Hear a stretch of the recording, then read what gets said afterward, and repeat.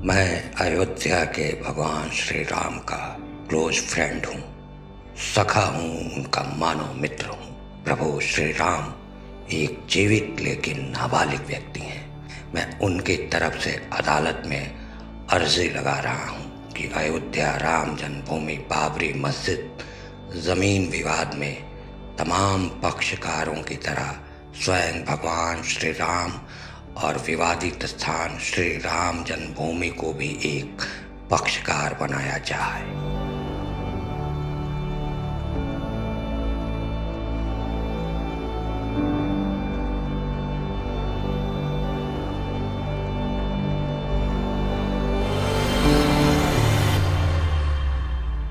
एक जून 1989 को उत्तर प्रदेश के इलाहाबाद हाई कोर्ट यानी अब के प्रयागराज हाई कोर्ट में एक अर्जी लगाते हुए यही दलील पेश की गई थी। देवकी नंदन अग्रवाल नाम के एक शख्स ने यह दलील रखी थी। अग्रवाल की इस दलील को सुनकर थोड़ी देर के लिए हाई कोर्ट के जज भी हैरत में पड़ गए, क्योंकि भगवान तो एक श्रद्धा है, भाव है, आस्था है, जिसका प्रतीक मूर्ति है, चित्र है, भक्तों की भावनाओं में बसा चरित्र है। मुश्किल यह थी कि अदृश्य भगवान को या भगवान की मूर्ति को या भगवान के जन्मस्थान को एक व्यक्ति कैसे मान लिया जाए और कैसे भगवान पर इंसानी कानून लागू किया जाए। लेकिन देवकी नंदन खुद इलाहाबाद हाई कोर्ट के रिटायर्ड जज थे और उनका जुड़ाव विश्व हिंदू परिषद के जरिए राम मंदिर आंदोलन से भी था।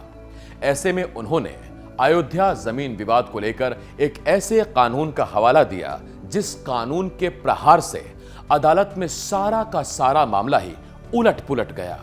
यह कानून था 1888 यानी ब्रिटिश काल का।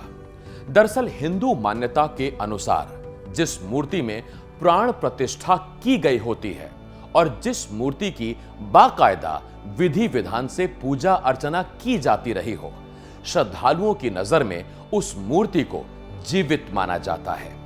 प्राण प्रतिष्ठा का सामान्य अर्थ होता है किसी मूर्ति में प्राण डालकर उसे प्राण युक्त कर देना, यानी सजीव बना देना। दिलचस्प यह है कि हिंदू समुदाय की इसी मान्यता को 1888 यानी ब्रिटिश भारत के समय ही कानूनी मान्यता मिली हुई है। भारत की न्याय प्रक्रिया संहिता की धारा 32 के मुताबिक किसी स्थान पर विराजमान मूर्ति को एक कानूनी इकाई यानी कि एक सजीव व्यक्ति माना जाता है। इसीलिए ऐसी मूर्तियों के लिए बिल्कुल इंसानों की तरह ही कुछ कानूनी अधिकार भी निर्धारित किए गए हैं, जिसके तहत भगवान भी इंसानों की तरह अदालत जा सकते हैं, भगवान भी केस कर सकते हैं, भगवान पर भी कोई इंसान मुकदमा दर्ज करा सकता है और इंसानों की तरह भगवान को भी संपत्ति रखने का अधिकार है। लेकिन यहां एक पेच है और वो ये कि अदालती लड़ाई में देवताओं को हमेशा एक नाबालिग व्यक्ति माना जाता है, बिल्कुल वैसे ही जैसे न्यायिक प्रक्रिया में 18 साल से कम उम्र के किसी बच्चे को नाबालिग माना जाता है।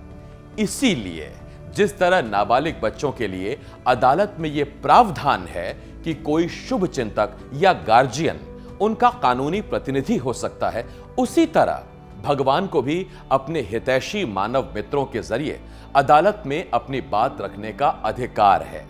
क्योंकि देवकी नंदन अदालती कागज और कानूनों की व्याख्या में एकदम दुरुस्त पाए गए, इसीलिए इलाहाबाद हाई कोर्ट ने अग्रवाल की अर्जी और दलीलों को न सिर्फ स्वीकार किया बल्कि उन्हें अदालत की तरफ से भगवान राम का मानव मित्र भी नियुक्त कर दिया गया।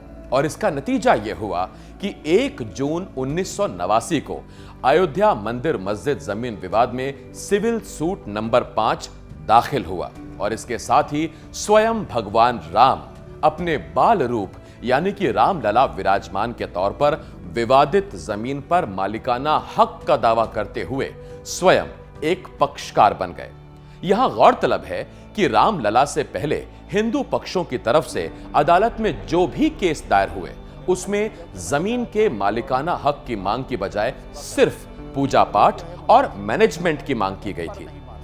और यही इस मुकदमे की सबसे कमजोर कड़ी थी, जिसकी वजह से हिंदू पक्षकारों की तरफ से दायर तमाम मुकदमे अदालत में कमजोर साबित हो रहे थे। और कानून के इसी पेच को सुलझाने के लिए देवकीनंदन अग्रवाल ने इलाहाबाद हाई कोर्ट में खुद रामलला का मानव मित्र बनकर स्वयं रामलला को इस केस में एक पक्षकार बनाए जाने की पहल की थी। और विश्व हिंदू परिषद के नेता अशोक सिंघल ने राम मंदिर आंदोलन से जुड़े भारत के पूर्व अटॉर्नी जनरल लाल नारायण सिन्हा और देवकीनंदन अग्रवाल के साथ सलाह मशविरा कर रामलला को अदालत में एक पक्षकार बनाए जाने का प्लान तैयार किया। और इसके पीछे उनका मकसद था कानून के एक तीर से दो शिकार साधने का। प्लान के मुताबिक रामलला का प्रतिनिधि बनकर अग्रवाल ने सबसे पहले आस्था के आधार पर लड़ी जा रही इस अदालती लड़ाई को संपत्ति की लड़ाई में तब्दील करने में कामयाबी हासिल की।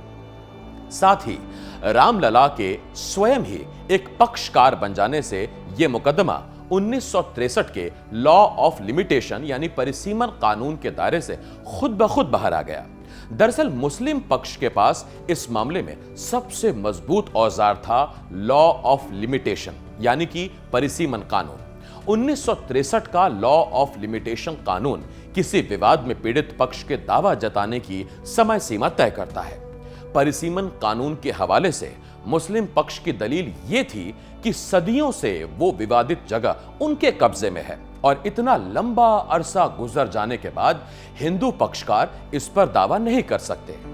लेकिन रामलला के स्वयं एक पार्टी बनने से इस मामले में परिसीमन कानून के तहत आने वाले तमाम कानूनी अड़चनों से हमेशा के लिए छूट मिल गई, क्योंकि अब पीड़ित पक्ष भी स्वयं भगवान ही थे और राम जन्मभूमि की जमीन पर दावा करने वाले पक्षकार भी स्वयं भगवान ही थे।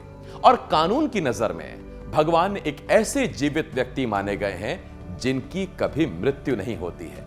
लेकिन 8 अप्रैल 2002 को भगवान के मानव मित्र देवकीनंदन अग्रवाल की मृत्यु हो गई, जिसके बाद रामलला विराजमान ने प्रोफेसर टीपी वर्मा को कोर्ट में अपना अगला मानव दोस्त बनाया और टीपी वर्मा के बाद त्रिलोकीनाथ पांडे रामलला का अगला मानव मित्र बनकर कोर्ट में नाबालिग रामलला विराजमान का प्रतिनिधित्व करते रहे। और अलग अलग समय में रामलला के ये तीनों मानव मित्र इस मुकदमे की सुनवाई के दौरान जब कोर्ट में मौजूद होते थे तो अदालत ये मानती थी कि स्वयं रामलला अदालती कार्रवाई में हिस्सा ले रहे हैं। इस तरह अपने इन 3 मानव मित्रों को प्रतिनिधि बनाकर स्वयं भगवान श्री राम अपने शिशु रूप रामलला विराजमान के तौर पर अपना मुकदमा इलाहाबाद हाई कोर्ट से लेकर सुप्रीम कोर्ट तक लड़ रहे थे और आखिर में सुप्रीम कोर्ट में निर्मोही अखाड़े और सुन्नी वक्फ बोर्ड को मात देते हुए